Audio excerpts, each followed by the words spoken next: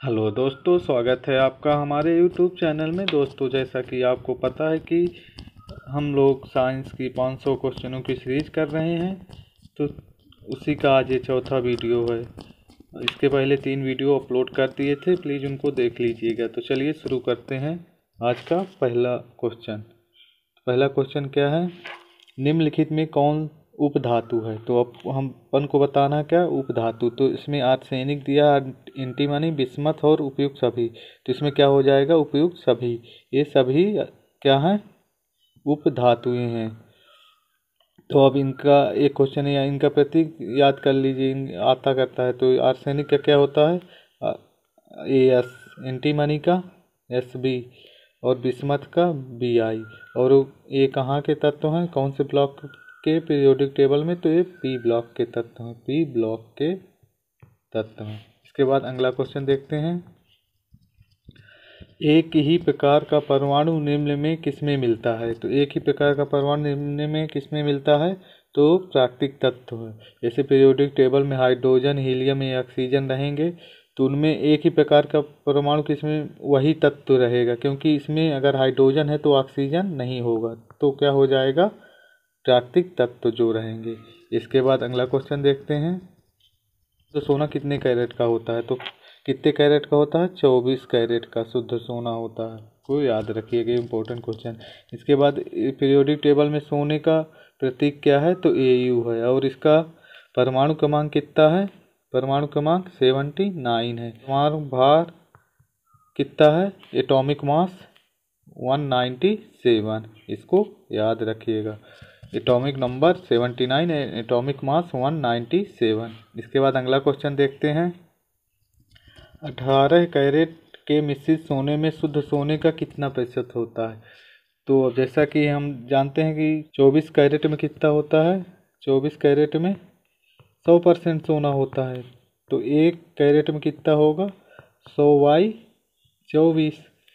तो कितना बोला है, 18। तो 18 कैरेट में कितना होगा, 100/24 इंटू 18 है। तो कितना हो, 6 को 24, 6 के 18 और 25 से तो कितना हो जाएगा, 75%। तो इसको करने की ये मेथड है। अगर मान लीजिए कि यहाँ पूछ लेता है 16 कैरेट, तो ऐसे ही करते, यहाँ पे 16 से मल्टीप्लाई करा देते और फिर जो आंसर आता है उसको लिख देते। तो अपना आंसर क्या हो जाएगा, 75%। इसके बाद अगला क्वेश्चन, मोनाजाइट बालू में कौन सा खनिज पाया जाता है? तो मोनाजाइट बालू में कौन सा खनिज पाया जाता है? थोरियम पाया जाता है। इसका प्रतीक क्या होता है, TH पीरियोडिक टेबल में। और परमाणु क्रमांक क्या होता है, 90। और ये थोरियम क्या है, रेडियो एक्टिव पदार्थ है, रेडियो एक्टिव पदार्थ है। इसको याद रखिएगा। इसके बाद अगला क्वेश्चन देखते हैं, वह हैलोजन जिसका प्रयोग पीणाहारी के रूप में किया जाता है, मतलब दर्द निवारक के रूप में, तो किसका प्रयोग किया जाता है, आयोडीन का। आयोडीन का उपयोग किसके, पीणाहारी के रूप में किया जाता है। अब पीरियोडिक टेबल में ये हैलोजन आते कहाँ हैं? तो ये P ब्लॉक में 17वें ग्रुप पे आते हैं, 17वें ग्रुप पे।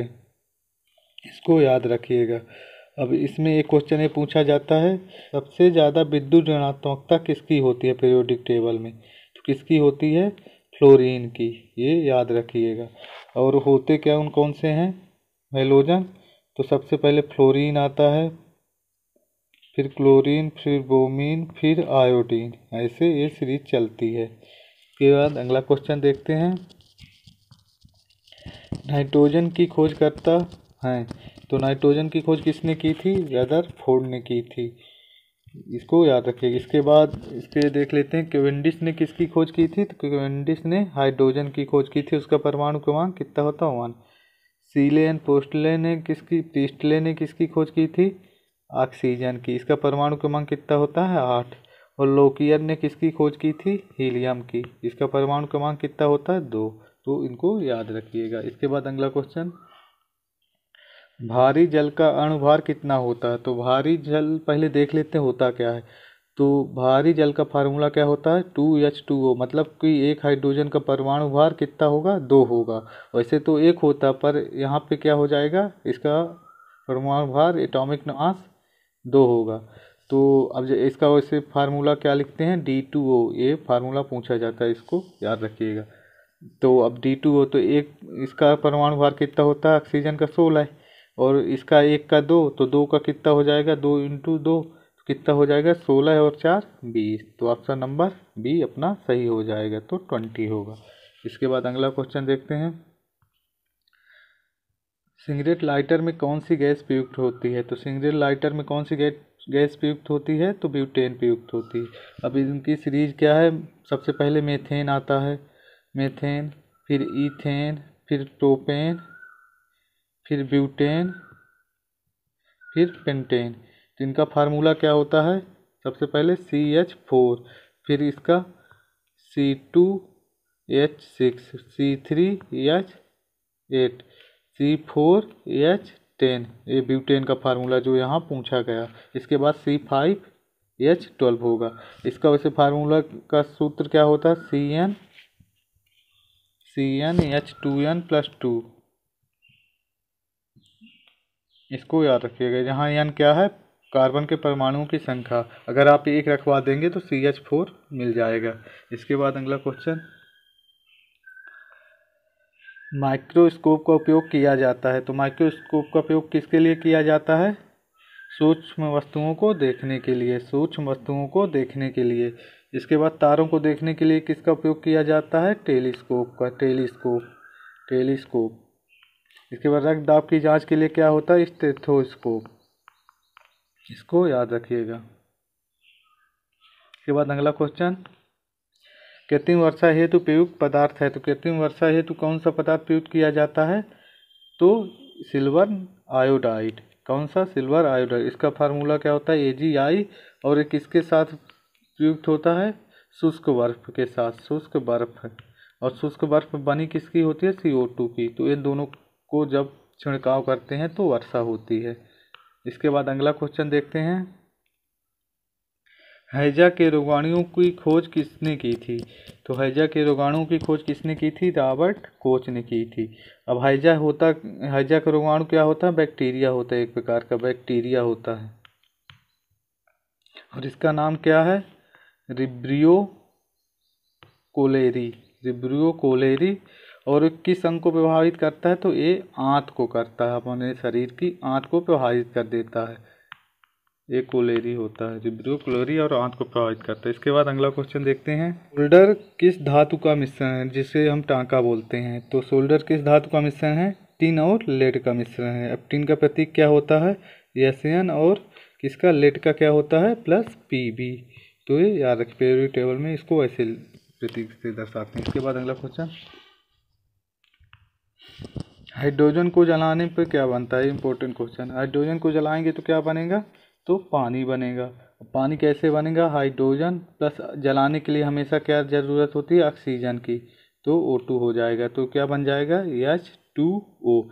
इसको बैलेंस कर लीजिए, यहाँ 2 है तो यहाँ पे 2 ऑक्सीजन कर दीजिए, यहाँ पे 4 H, तो क्या बन जाएगा, पानी बनेगा हाइड्रोजन को अगर जलाएंगे। इसके बाद अगला क्वेश्चन, रॉकेट किस सिद्धांत पर कार्य करता है।